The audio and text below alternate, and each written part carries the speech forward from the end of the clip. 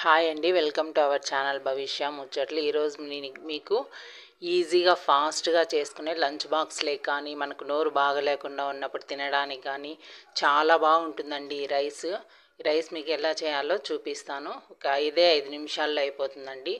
ఒక 1 spoon oil తీసుకున్నాను నేను, కుక్కర్ పెట్టేసుకొని దాంట్లో మసాలా దినుసులు వేసానండి. మసాలా దినుసులన్నీ వేసేసి తిరగమాతవి అన్నీ ఉంటాయి కదండి, ఆవాలు జీలకర్ర ఇవంతా, మళ్ళీ కొంచెం జీలకర్ర యాడ్ చేసుకున్నాను. చాలా బాగుంటుంది టేస్ట్. కొద్దిగా ఒక స్టార్ పువ్వు, ఒక 4 లవంగాలు, ఒక ఏలకబుడ్డ, కొంచెం చెక్క, బిర్యానీ ఆకు, కొంచెం ఎర్రగడ్డ కట్ చేసి వేసుకున్నాను. ఎండుమిరపకాయలు అంతే అండి దీనికి కావాల్సిన ఇంగ్రీడియంట్స్. అవన్నీ వేసేసాను. మసాలా దినుసులు వేసేసాను. ఫస్ట్ తిరమాత గింజలు వేసేసి తర్వాత మసాలా దినుసులు వేసేసానండి. అవి కొంచెం వేగిన తర్వాత బిర్యానీ ఆకు, ఆనియన్స్, ఎర్రగడ్డలు వేసేసి కొంచెం వేయించుకోండి. ఎండుమిరపకాయ కూడా యాడ్ చేసుకొని కరివేపాకు వేసేసుకొని అన్నీ వేసి కొద్దిసేపు అట్లా వేయించేసుకోండి. చాలా ఫాస్ట్గా అయిపోతుంది. ఈ రెసిపీ చాలా టేస్ట్ ఉంటుందండి. ఒకసారి ఖచ్చితంగా ట్రై చేయండి.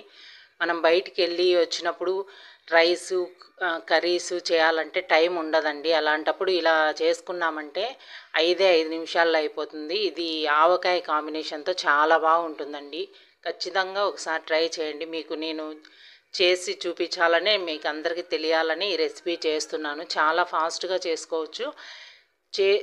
టేస్ట్ అయితే చాలా అంటే చాలా బాగుంటుందండి. ఖచ్చితంగా ట్రై చేయండి. నేను ఇంతగా చెప్తున్నానంటే చాలా టేస్ట్ ఉంటుంది. ఆ రైస్ తీసేసి అదే తిరగమాతలో వేసి వేయించుకోవాలండి. అట్లా వేయించడం వల్ల బాగా పొడి పొడిగా వచ్చేస్తుంది రైస్. తగినంత ఉప్పు యాడ్ చేసుకోండి. చాలా ఫాస్ట్గా అయిపోతుంది. మనకు హెల్త్ ఏదైనా బాగలేనప్పుడు, జలుబు చేసినప్పుడు, జ్వరం వచ్చినప్పుడు, నోరు బాగలేనప్పుడు కూడా ఇలాంటి రైస్ చేసి పెట్టండి. చాలా బాగా తింటారు. కొద్దిగా నెయ్యి యాడ్ చేసుకొని మళ్ళీ అంతా ఒకసారి కలిపేసుకుందామండి.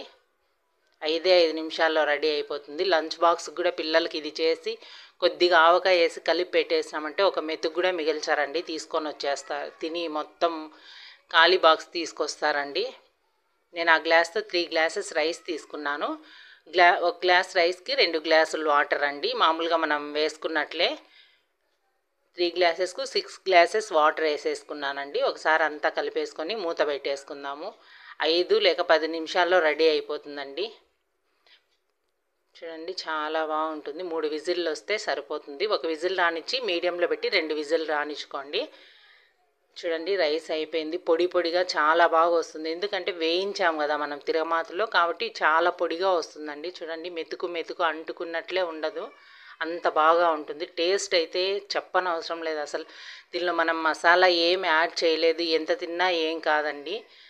ఆవకాయ వేసుకొని కాంబినేషన్ చాలా బాగుంటుంది. లేదంటే ఎర్రగడ్డ పచ్చడి అంటారు కదా, ఎర్రగడ్డ చట్నీ కచ్చా పచ్చాగా దాన్ని చేసుకుని పచ్చిమిరపకాయ, ఎర్రగడ్డ, చింతపండు మిక్సీకి వేసి లైట్గా అట్లనేసి వేసి కలుపుకొని తినండి. ఎంత బాగుంటుందంటే నీకు మీ ఫేవరెట్ ఫుడ్ పక్కన పెట్టి ఇది పెట్టినా ఇదే తింటారండి. ప్లీజ్ సబ్స్క్రైబ్ అండి.